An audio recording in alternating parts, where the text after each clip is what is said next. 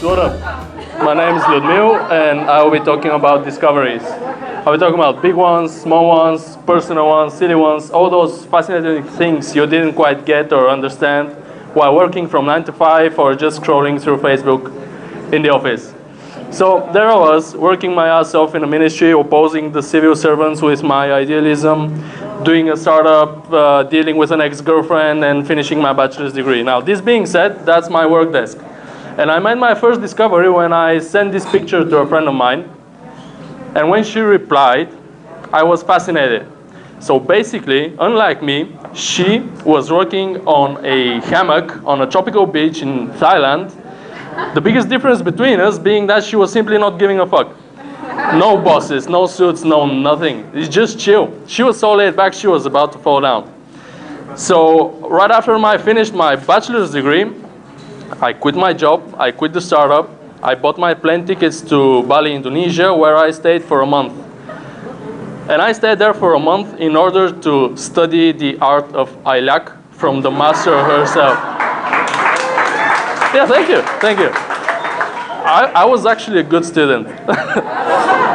Yeah, so I land there, and the first thing I try is ribs. A great surprise by my friend, but after I tried their cuisine, my taste buds fell in love with the taste explosions in my mouth. Now, don't get me wrong, I really love banitsa, but just tried their curry. So actually, a bit while ago, I thought to myself, right, no serious girlfriends for at least 2 years. And after that, in Bali, I started dating this friend of mine. 2 weeks later, I invited her to come and live with me in Paris. And it was at that moment that I said to myself, the fuck did I just do? And I discovered something new about myself. But we ended up in a boat in the Indian Ocean with the tropical island, with the volcano and the sun rising. And it was an amazing moment I shared with the girlfriend and about 20 dolphins. And since she organized it all, I was like, all right, new discovery, but it's actually an old one. Don't doubt my instincts. So there we are, trekking through the jungles of Sumatra, when suddenly our guide stops, he just freezes, and he tells us, right, so we have some mina here. Let's be quick, but don't run, and be silent. Yeah, cool, but what's mina? It's a semi-wild orangutan. And they are semi-wild because they've already met humans, and it was when we cut down their homes and use the trees for furniture or napkins in the disco or whatever. So naturally, they don't really like us.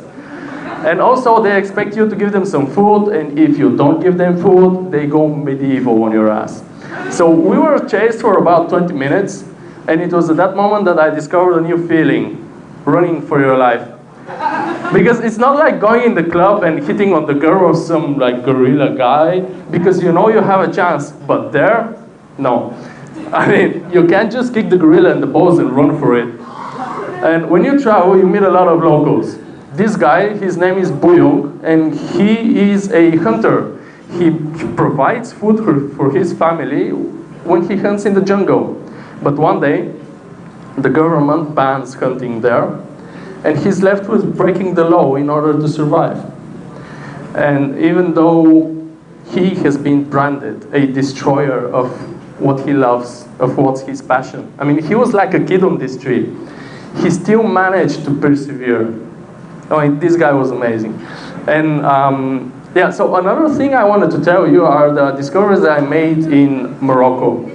And the first thing you think about Africa is, yeah, right, scorching sun. No, in order to get to the Sahara, you go through the Atlas Mountains, which were at that time blocked by 2 meters of snow. It's like, what the fuck? Yeah, after the Sahara, a bit later, we went to this school. It was an Islamic school, and me being an atheist, I was skeptical about it. Because for me, education and religion is kind of like cats and dogs. It's like neighbors and students, or Bulgarians and educational reforms. They just don't really match. So yeah, but it was really amazing, actually, because this mosaic, it caught my attention. It's complex, and it's really beautiful. And the way the pattern, the way the elements are connected, because of that, you can stretch it to infinity. The people say that you can cover the entire earth with it.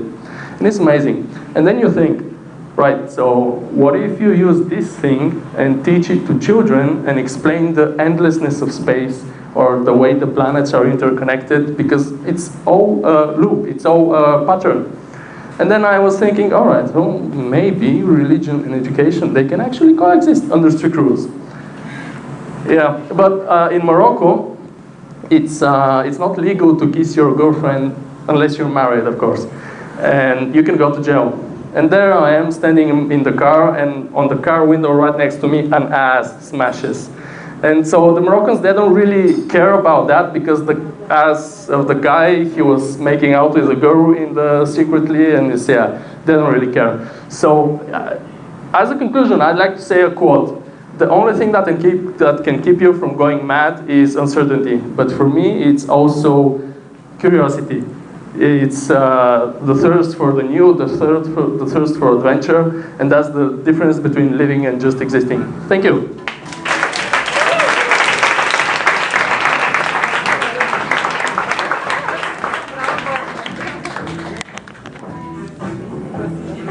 And you have to hold it.